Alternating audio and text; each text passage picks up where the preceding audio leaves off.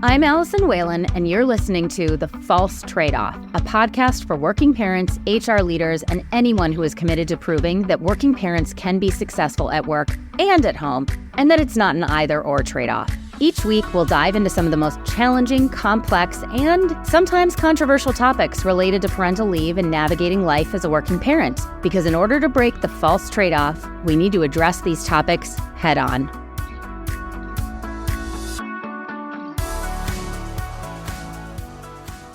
Through our work at Parentally, we meet a lot of parents who share how parental leave or becoming a parent impacted their career path.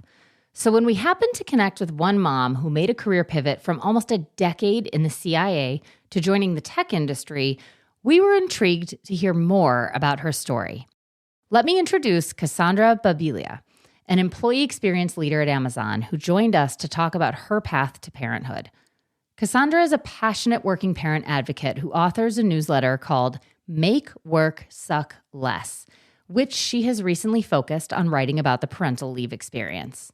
In this episode, Cassandra shared her experience with pregnancy loss at 22 weeks and how her team supported her through this deeply personal and traumatic time. She also talked about how she used parental leave to her advantage to return to work in a role that was more meaningful to her, which she calls her career glow-up. Enjoy the episode. Hi, Cassandra. Thank you so much for joining me today on the False Trade-Off podcast in your final days before you welcome baby number 2. Thanks, Allison. No. Thank you so much for having me. I'm excited to be here. I think the first time you came into my sphere of influence was when you joined Hiba Yusuf's HR therapy. Yeah. Almost a year ago. And it was so great. I loved it. And then that's when I started following you and liking and loving everything that Parentally does. I was going to say, I feel like I know you as a LinkedIn friend, in quotes. We see each other on LinkedIn all the time. And so when Jenna said, we're bringing her on the podcast, and by the way, we got to make this happen like right now because she's already started her parental leave, even though she hasn't given birth yet. I was like, great, let's make it happen. Why don't we don't usually start our podcast this way, but I am going to start it with you. I would love for you to give a really quick overview of your career trajectory because you did make some big pivots. And I'm also curious what role parenthood or the desire to be a parent played in that big change from your first sort of career into your second. Ooh, yeah. Okay. So just an easy question. The general trajectory of my career went from spy to employee experience in tech. So I started off totally normal, really common career trajectory. I started off at the CIA when I was 22 years old. And I spent 8 years there as a chief support. So they would do everything from HR to finance to security to logistics to making sure that, the base has food and people can come and go on helicopters and interacting with embassy personnel and interacting with foreign personnel, literally the whole thing. And also running the office. So I used to say I'm keeping the lights on and keeping people alive. I spent 8 years there before making a 180 into tech, where I have been for another 8 years. And parenthood, so along the way, I've made a couple of career pivots. That big one from the CIA to tech was probably the biggest one. I wasn't a parent at the time. I was 30, and I was looking ahead at my life and looking at the other women role models around me and seeing a pattern that in order to succeed in that business as a woman, you likely were going to spend a career working your butt off, make it to the top, and have no one at home to welcome you when you come home. To have no family, no kids, maybe even have a dog, but that was hard because our lives were booked in 1 to 3 year increments, 1 to 3 years out. And so it made it really hard for particularly women to settle down and find their people and build a family. And so, like, one of the 587 reasons that I left the CIA had a lot to do with the fact that at 30, I started looking backwards like, okay, there's a clock here. And if I want my life to look different than what I see around me, I need to be intentional about that. And I need to find a different path. I need to take back control of my life. And so I left and like ropey doped into tech, into kind of the perfect role for me because communication and employee experience. And so my hashtag is make work suck less. And I like to say that that is fueled by 15 years of rage moments with the government and with tech. And I love being able to use my really, really terrible experiences to support other people and help them make work suck less for them. That was my first career pivot. I was going to say, and so then what were the other career pivots? Was that once you joined the tech company? Yeah. So my latest career pivot actually happened with my first son in 2021. He'll be 3 when this one joins us in a few weeks. Nice. I really took that career transition, and I do look at parental leave as a career transition. Sometimes it's temporary, sometimes it's long-term, sometimes it's permanent. But I looked at it as a career transition and an opportunity to reassess what I wanted my career to look like, realign to what my professional goals were for like the new me, and then relaunch my career when I came back. So I worked really closely with an incredible manager and an incredible team at that time to take my 20 weeks of paid leave, another 8 weeks of ramp back time off with my kid, really leaning into being a mom. And then coming back and saying, okay, well, what do I actually want to do over the next few years? And relaunching into people leadership and building this incredible team and building out this function for this incredible team. And it was so amazing to have the support and the confidence from leadership and my manager and my team that I could do that, despite the fact that like half the meetings I was attending at the time, I had a kid attached to my boob. So there was that.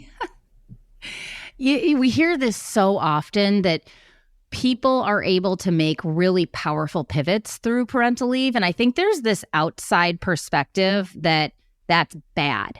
Because when we think of your role changing through parental leave, we automatically think of the bad way that that can happen. You get fired, you get demoted, you get layered, you get put in a role that's not as important. And I think that's what people think when we talk about roles changing through parental leave versus the positive side to that, which I think your story is a great example of that, which is no, if you have agency in your career and you're super intentional about that, you can actually use parental leave to your advantage to return into a better role. So change is not bad as long as it is aligned with your goals and what you need. Right. It's possible. And I call it the career glow up because for me, it truly was. And I'm trying to be intentional and create that same sort of glow up this time around. I am currently, as we sit here, I am day 2 of my parental leave. Congratulations. And I spent the past couple of months preparing not just a turnover document or finishing up projects, but truly thinking about, again, what do I want my career to look like when I return back to the workforce in 5 to 7 months? What do I want that to look like? Who do I want to be working for? What type of work do I want to be doing? What type of work do I not want to be doing anymore? I think that's a real important question to answer for yourself. And seeing how that I can position myself to make that happen. So are you about to pivot again? Or are you doing a little bit more of tweaking? Or will this be a big pivot? So that's a great question. I think I'm in a little pivot right now. What I did setting myself up to prepare to go on parental leave. This is a very long-term plan that I've set up for myself here. I actually, in January, moved over to a different team than the one that I had been on for a few years. My manager had departed the company, so it was an opportunity for me to kind of reassess and realign right then and now, and moved over into a more stable team. And so, one, stability important for me because I would prefer not to come back to just a total, Michael Bay explosion of my career and team. I love being surrounded by people who are, supportive of me and my goals and what I can do and what I can bring to the table. It was also an opportunity for me to really narrow my scope of focus for 2 months. I got 6 months of work done in 2 months on a very narrow scope program of something that I'm super excited about and that actually jazzes me up. It's something that I get to be creative in and then turn it over. So there's nothing, I don't feel like there are things that are just going to the ball is going to drop and while I'm out and there's not going to be anyone there to take over for me. I think I've set myself up so that if that's what I want to do, if I want to build that out when I go back, great. If it's not, also great. So I think I'm setting myself for, we'll see what it looks like when I return and what I'm feeling in the moment, because I definitely recall feeling very trepidatious with the first time around returning. I told my boss at the time, I'm 50-50 gonna stay, 50-50 gonna leave. Really? I'm not sure yet. Oh yeah, I was really not sure if I was gonna stay in the workforce, if I was going to take a long-term leave of absence and just be a mom for a couple of years. And I'm giving myself the space to have those feelings again if they pop up. It's so funny. I was running a training yesterday, and it's for a very high performance environment company and very large company. And they had asked a question around how many people drop out of the workforce or, don't come back to work. They don't switch jobs. They stay at home. And I was like, that's so fascinating why they're even asking that question. One, I don't know the answer off the top of my head because there's some complicated data around that. But two, basically my advice to them was, don't even think about that. You're not on leave yet. You don't know what the feelings will be. And I think that story is a perfect example of that. And I see this over and over again, that you don't need to even tell people that before you go on leave because you have no idea how you're going to feel. It was just such an interesting question of, it's like while they were preparing to go on leave, they were already thinking about that. And my advice was wait until you're in the moment. See how you feel then. And it sounds like that's the approach you're taking this time of, I'm just going to lean into these feelings and see what I want to come back to. Lean into the uncertainty. No, absolutely. And it's not even the uncertainty of what I'm going to be feeling. It's the uncertainty of what is this girl, what is this baby going to be like? What are her specific needs going to be? What is our bond going to be like? What else is going to be going on in our lives? Leading into this uncertainty of what your role or what your potential role might look like when you come back. I fully expect that things will be different. Probably not as different had I stayed on the previous team, but still different. And I'm okay with that. We will figure it out when we get there. We'll cross that bridge when we need to. I want to pivot the conversation ever so slightly to talk a little bit about, you experienced loss at 20 weeks of pregnancy, and you've been very open about that. You've posted on LinkedIn, in your newsletter about that experience. Can you tell me about what that experience was like working full time while going through such a traumatic experience? Yeah. So our second pregnancy, we were expecting another boy and found out at our 20-week checkup that things were not good, and that he was perfectly happy inside me, but would not survive outside me. And so we had made to make the really just incredibly heartbreaking decision to terminate for medical reasons at 22 weeks. And I remember spending the first evening after getting that news researching my company's policies to understand what benefits, what parental leave benefits were applicable to me in this scenario. because I needed to know, well, I knew that I was not going to be able to handle going back to work immediately. And I needed to know how to set myself up, how to set my team up for while I was out, for whatever that absence was going to look like. And I was pleasantly surprised and so thankful to find that my company offered up to 10 weeks of my parental leave was applicable to a loss in the second or third trimester. And I think one of the things I need, like, people writing these employee handbooks and policies and leaders and CEOs to understand is that a loss in the second and third trimester, the physical symptoms that, birthing parents, women experience are exactly the same as when you give birth to a live baby. There's bleeding, there's emotional changes, I spent a week with ice cold packs on my boobs, trying not to let my milk come in because it really, really wanted to, even though there was no baby to feed. And I spent 3 weeks out. I probably could have taken another 1 or 2. And what I wanted to get back to work, but I wanted to get back to work once I felt like I was mostly physically recovered. Emotionally, though, it took me a lot longer. And working through that and leading a team and working full time was probably one of the most challenging things that I've done. I needed a lot of support and understanding, especially early on, from my direct reports, who were incredible and understanding. And they made my first meeting back was a team meeting with them. And they're like, you don't need to say anything. We're just going to give you some updates of things that have happened and things that are going on. We don't need anything from you. We don't even need you to say anything or respond. We're just here to support you and let you know what's been going on. I had an incredible manager who handled all communication for me, because I was not capable of having any sort of discussion with anyone outside of my husband during that time.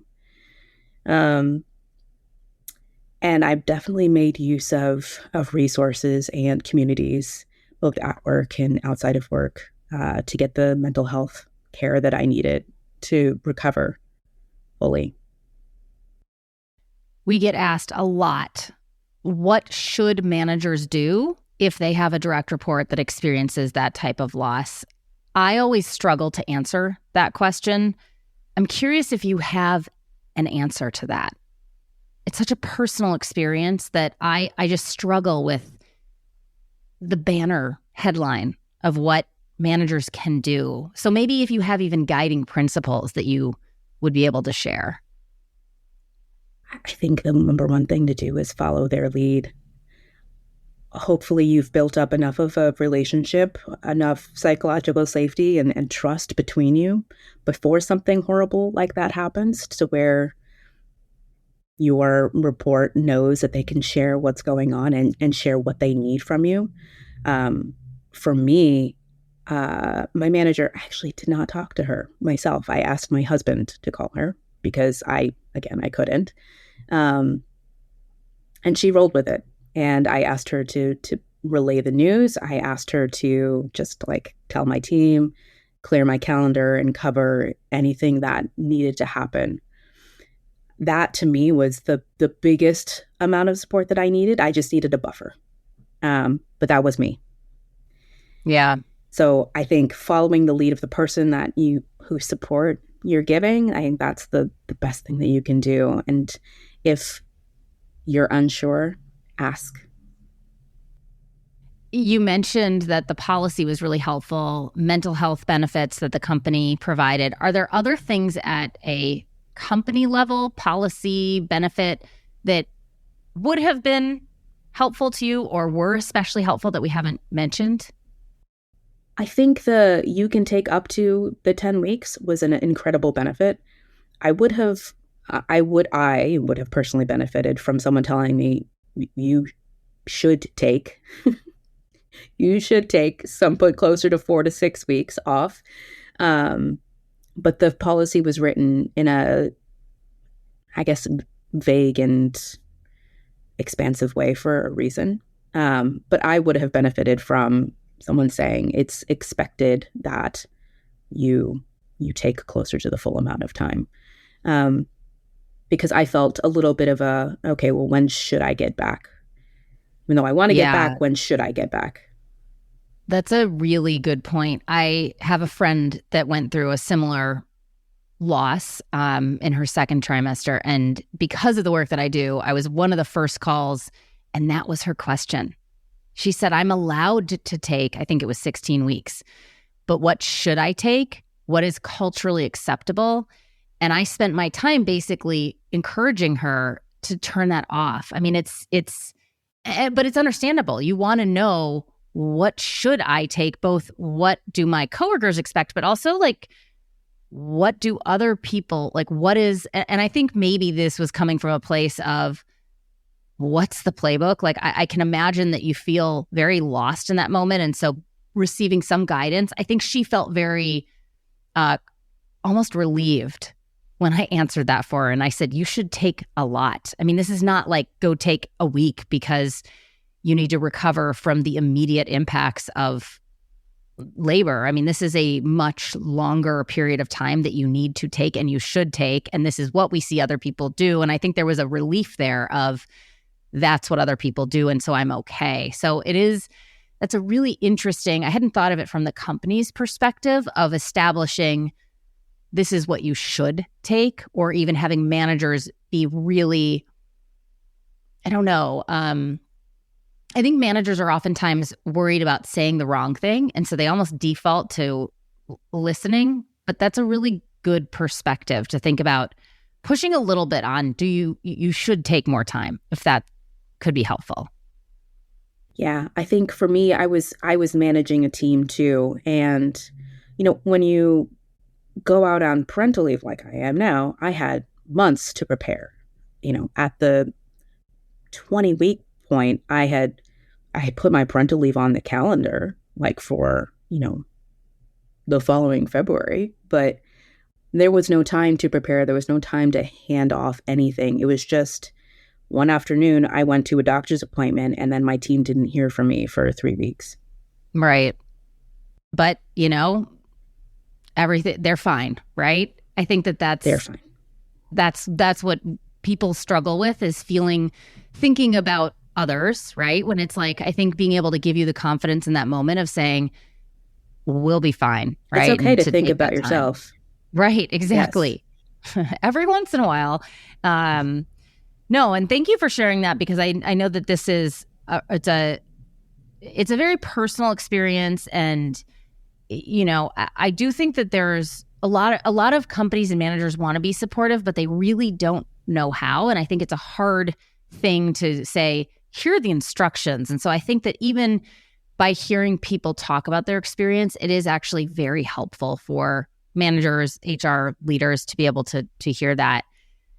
Let's go back to this parental leave. I want to hear a little bit more about how you are planning for this parental leave differently than the first. I've read online, you've posted on LinkedIn about communication preferences, very different. Tell me more about what you're doing differently the second time around than you did with your first leave.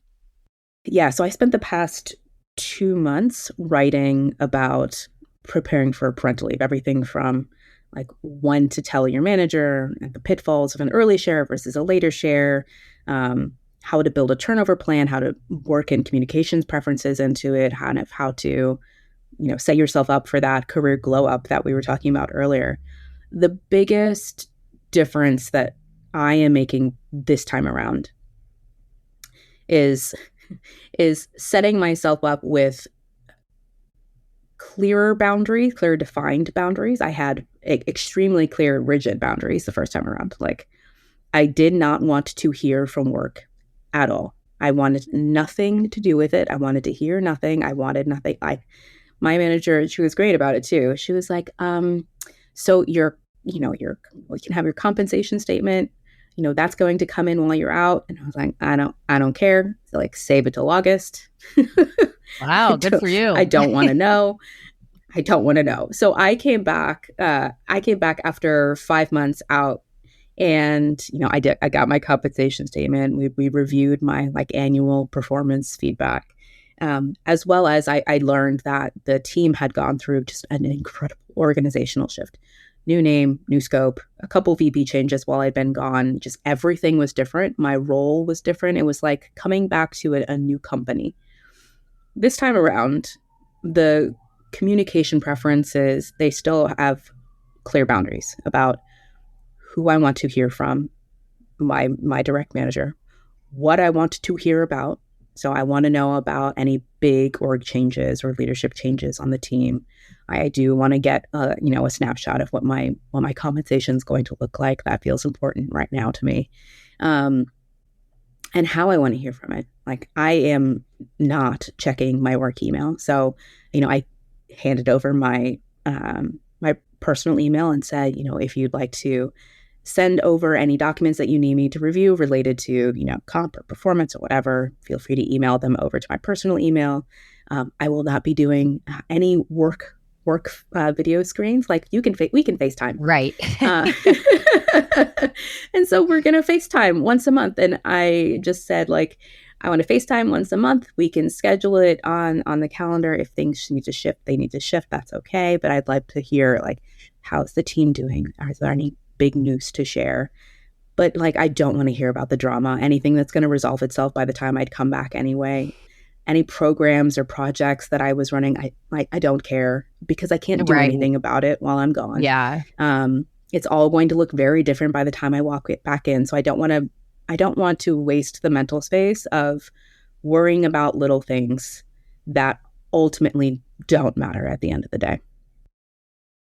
So funny, because there are quite a few large companies that enact these policies of zero communication. And one of the things that we found in our work is the social and emotional connection. Many people actually really like and want that. And so I think we oftentimes forget about that. Like, you're making me think back to my first parental leave, where I was in a really stressful scenario. And I said, luckily, I knew nothing about parental leave. This was way before I started Parentally. But I told them, I want to catch up. Like, I want you to come and meet the baby. I want all of these things. But I told them, I do not want to hear a single thing about the drama. Exactly what you're saying. Because I'm like, I can't go there. It's too stressful. I don't even want to hear about it. But it was wonderful to have them come to my apartment at the time, meet the baby, and having that level of communication and having them know what things were fun for me to hear about versus work, which I wanted nothing to do with, was really helpful. And so I feel bad sometimes for people who work at places where they expect, we're not even allowed to talk. Well, no, if you have a really good relationship, if it is a friendly relationship, if you think that would be fun. But again, it's kind of like the same advice of following the lead of the parent who's going on leave, right? Right, exactly. I know I'm like pulling for them to travel to DC so that, I can swing by in an office with the baby and show her off, or have my team over for dinner. I'm totally happy to host dinner at my house. Like, here, someone watch after the 3-year-old. Yeah. Someone hold the baby. I will pour the wine. We're going to have a good time. But I don't want to hear about work. Yeah. You have direct reports still, correct? Not right now. Not right now. Okay. Because I was going to ask you, that's a whole other animal that we do not have time to get into, is how you plan for parental leave when you have direct reports. Does that feel good that you aren't worried? You don't have to worry about that this time around, because you did have direct reports the first time, right? I had direct reports when I came back. I built the team after I came back. Exactly. So if I had maintained that team over the past year, what I would have done was I would have had to find a new caregiver manager for them, right, and hand over all of that performance. Yeah, that's a whole other set of work stream that you need to think about. Yeah. Okay, we are getting to the end of our time. I want to end on a very positive note. We've kind of covered all of this, but if you had to say the best thing you did to prepare for your parental leave the first time and the best thing you've done this time, what would those be? Oh my goodness. The best thing I did all the times was tell my manager first when I was pregnant. Like, she was the second person to find out all 3 times. So real early on. Wow. It wasn't even preparing for parental leave that was so important for me. It was preparing for pregnancy in my late 30s, mid to late 30s, I needed a lot of support early on, especially that first trimester is just brutal. And having a supportive and understanding manager who will work with me on flexible work and flexible leave early on, like when I need a nap, my brain shuts down. Like I can't keep my eyes open anymore. So having someone in my corner is like, yes, I got you. I understand. If you need a nap, go take a nap. If you need to go to a doctor's appointment, go to your doctor's appointment. So for me, one of the best things I did was sharing early and being just super transparent with the people around me about what was going on. This latest time, the sharing happened on a wider scale much later than it did the first time around, but still sharing super early with my manager was for sure the best thing for me.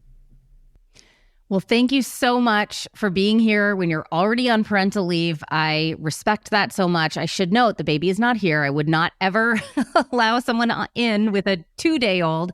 So you're on parental leave, but still awaiting the birth of your child. Thank you so much for sharing all of this feedback. I think you speak so eloquently about parental leave prep and return to work, and have shared a lot of really valuable insights here. And so I'm just so thankful that you spent time with us here today. And we will link out. You write a phenomenal newsletter that I believe people can subscribe to via LinkedIn. Is that right? Yeah, it's called Make Work Suck Less. So we will link out to that. I have loved following your journey. And I can't wait to read more about your return to work eventually when you get to that point. But best of luck over the next few months. Thank you so much, Allison. Thank you for having me. I loved it. Thanks for listening to this episode of The False Trade-Off. Make sure to subscribe if you like what you heard, and give us a follow on LinkedIn to continue the conversation on all things working parenthood and parental leave. Is there a topic you'd love us to cover in a future episode? Drop us an email at hello@parentally.com. And if you're looking for support on preparing for parental leave, head over to www.parentally.com. We have checklists, guides, and other free resources to help you make the experience a little bit easier. That's PARENTALY.com.